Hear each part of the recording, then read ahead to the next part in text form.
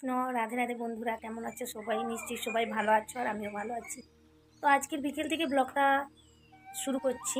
সকাল থেকে একদম সময় হয়ে ওঠেনি, আর পুচকুগুলো সব ছিল, আর ঘরটা একদম খালি খালি হয়ে গেছে। একদম যেন বাড়িতে কেউ নেই, কারণ আমার বাড়িতে তো বাচ্চা বলতে ছেলে মেয়েরা আছে, তারা একটু বড় হয়ে গেছে। তো ওরা তো ছোট ছোট ছিল, খুব ঘরটা মাতিয়ে রাখতো, তাই মনটাও খুব একটা ভালো নেই। তো সকাল থেকে ভালো লাগছিল না, আর কাজেও ব্যস্ত ছিলাম, তাই ব্লগটা দিইনি। আজ বিকেল থেকে ব্লগটা শুরু করছি। তো চলো শেষ পর্যন্ত সাথে থেকো, পাশে থাকো। তো এই যে দেখো বন্ধুরা, আজকে বিকেলে আমার গোপাল সোনাকে ভোগ দিয়েছিলাম, একটু বিস্কিটে দিয়েছিলাম আর একটু ফল দিয়েছিলাম। সেটাই প্রসাদ হয়ে গেছে, সেটাই আমরা এখন একটু পাবো। আর দরখর গোছানো হচ্ছে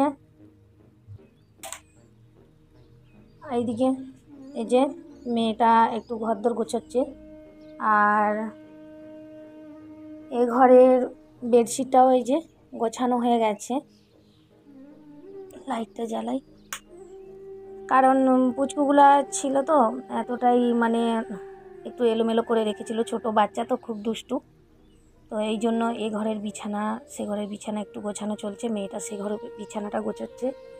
আর আমি ওই যে বিকেলের দিকে একটু দরঘরগুলো একটু ঝাঁটিয়ে নেবো, পরিষ্কার করে নেবো। তো আজকে আমি লাডো আর গোপালের দর্শন করাবো না, কারণ আমি ওনাদের আজকে খুব একটা সাজ সিঙ্গার করাইনি, যেহেতু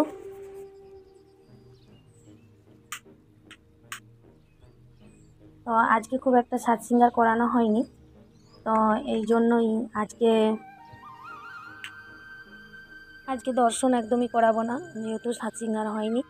তো সত্যি কথা বলতে সপ্তাহে একবার করে ওনাদের সাজ সিঙ্গার আমি করাই না খুব একটা, একদম ঘরোয়া মতো করে রাখি, যেমন বাচ্চা ঘরে থাকে। আর কোথাও গেলে যেমন প্রচুর সাজগোজ হয়, আর ঠাকুরজির তো সাজগোজ হবেই, তো সেইভাবেই কিন্তু রাখি। তো ভাবলাম আজকে একটু বিশ্রাম দিই, কয়েকদিনই ভারী সাজ সিঙ্গার চলছে।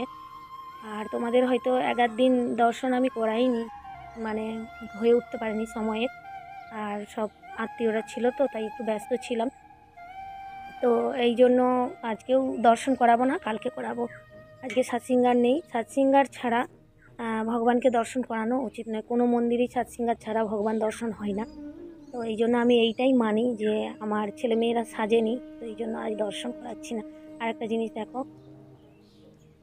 এই দেখো, এই যে ফুলের টবগুলো নিয়ে এসে এখানে রেখেছে, ছাদে ছিল, ছাদে এত রোদের তাপে সব শুকিয়ে যাচ্ছিল, তো এই জন্য নিচে ফুলের টবগুলো নিয়ে এসেছি। আর এই যে বিকেলে একটু জল দিলাম, আর মোটামুটি ভালোই যাচ্ছে। প্রতিদিন একটু টাটকা ফুল পাওয়া যায়, আর ভগবানের পায়ে দিতেও খুব মনে শান্তি লাগে।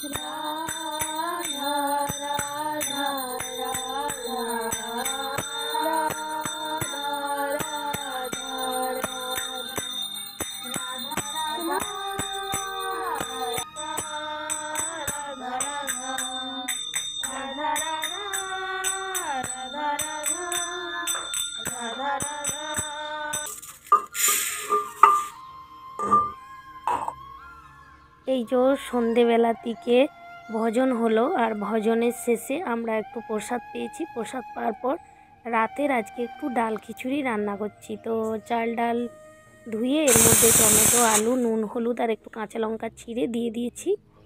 আর এই যে ভোগ প্রসাদীও হয়ে গেছে, খাওয়া দাওয়া হয়ে গেছে। এখন একটু ইত্র দিয়ে মালিশ করছি, যেটা রাতের আগে প্রভুকে মালিশের যে সেবা দেওয়া হয়, সেই সেবাটাই এখন চলছে।